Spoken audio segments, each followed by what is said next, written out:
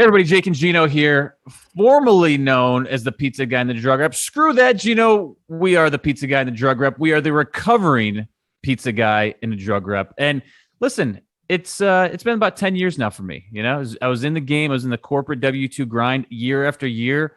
Hey, layoffs, right? It was back in the whole healthcare reform days, and it was a trying time for me. So we all have our reasons why we've transitioned from W-2 to the multifamily space full time. But Gino, you had a great business. You had a high paying job. You were a restaurateur making some delicious food. I'm just going to say it for everybody. Jake's Chicken was on the menu. And yes, we're talking about this, Jake. Excellent cherry peppers.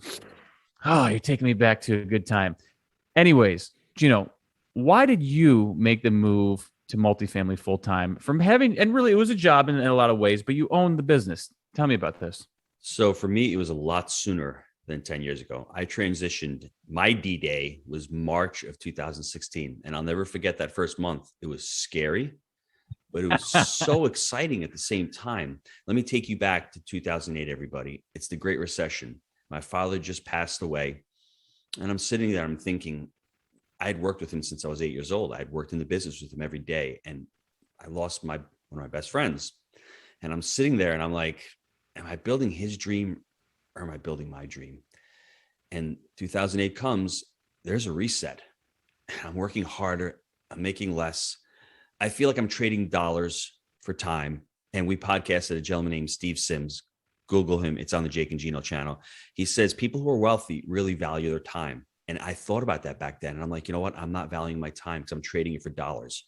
And I'm stuck in the rat race every day, working 1 week, getting paid. Then the next week, I'm not building anything.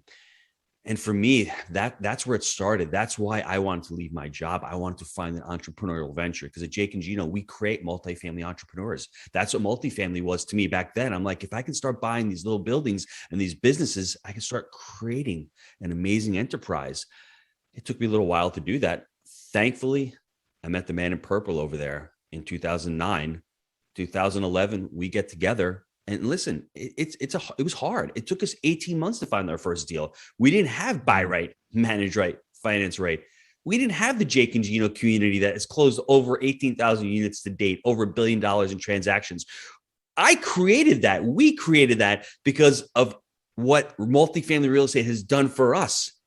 So for me, it was a passion. It was leaving that restaurant because it wasn't my sole purpose. I don't think I was put on this planet to work 60 hours a week, to come home, to be grumpy, to sit on the couch, and to have my 6 children look at me and go, hey, you know, dad works hard. He hates his job.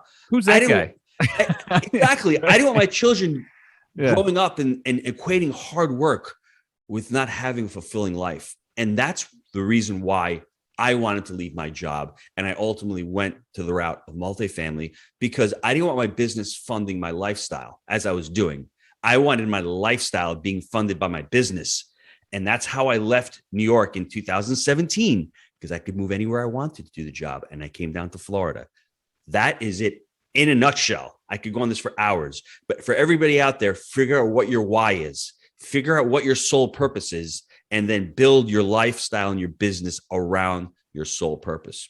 So you were able to create a life of purpose rather than just sustaining. Yes. Basically, at the restaurant, it was a relationship with the business, literally. And I know you're a responsibility junkie. It was all about providing for your family, and it was a means to an end is ultimately what it was. Mm-hmm. But we want to look at life in a different way, and we have one shot at this. And we want to create a life of abundance that's fulfilling, and it's a life of purpose. And Gino rolled the dice. He gambled and he won because he put in the work, and he was able to create a life of purpose now where he sees his kids every day. He spends quality time with his kids. He homeschools his kids, and he's living his true values, and he's putting his money where his mouth is. He took a chance and it paid off. Now, entrepreneurship is not all sunshine and rainbows. Okay. So I want you to now discuss what it really looks like. Cause you don't just sit at home and look, I was talking to you yesterday, like, hey, we're going to the beach. I'll catch up with you in a little bit.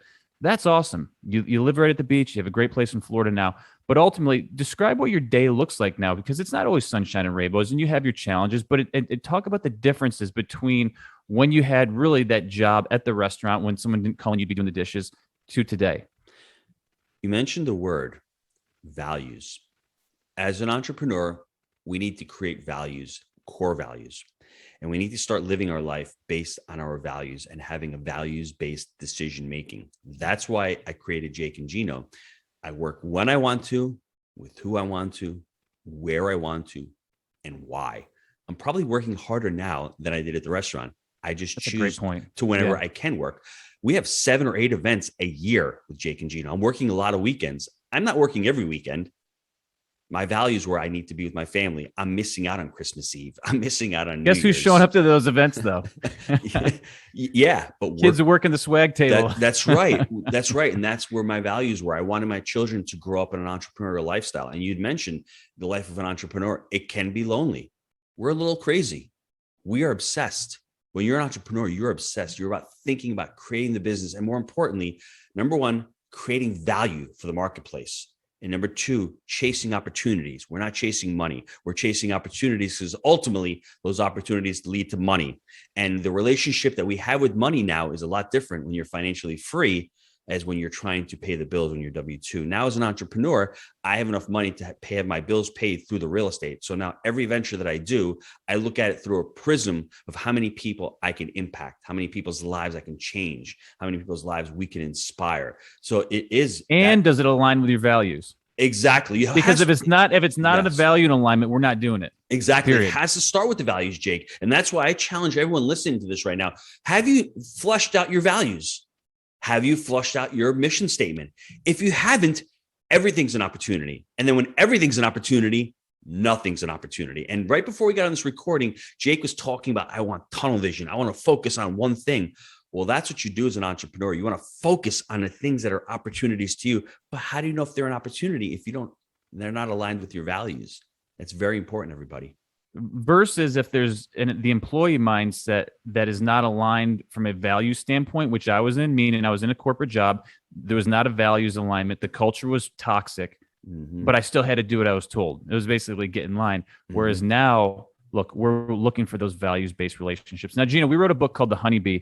I know you love giving free stuff away. I think this aligns so much with what we talked about today. How can folks get a free copy from you? Well, I'm holding up right now. I mean, just email me, gino@jakegino.com.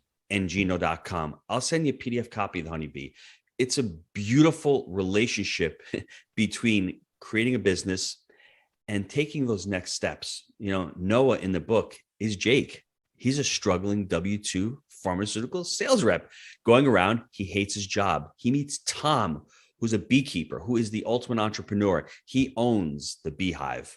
Noah is the bee there making the honey, doesn't know why he's doing it. And it's just a great story of the struggles, a lot of the lessons, instead of how do you do it? Who can help you?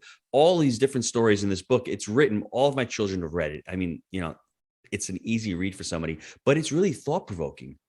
And it shows the growth of Noah from the W-2. Ultimately, every stream of revenue has to have a purpose. And it really helped us out into creating Rand Cares, where we've donated almost 100,000 meals to date. And with my goal of donating 1 million meals by the year 2030, we're going to hit that before. It's given us the idea that it's not just about making money, but it's also about making impact in other people's lives. Living a life of purpose, gang. If you want a copy of that, hit up the multifamily Jedi, Gino@jakeandgino.com, and we'll get our team to send you one. So, Gino, thanks so much. This is great. Really appreciate your time. Thanks, Jake.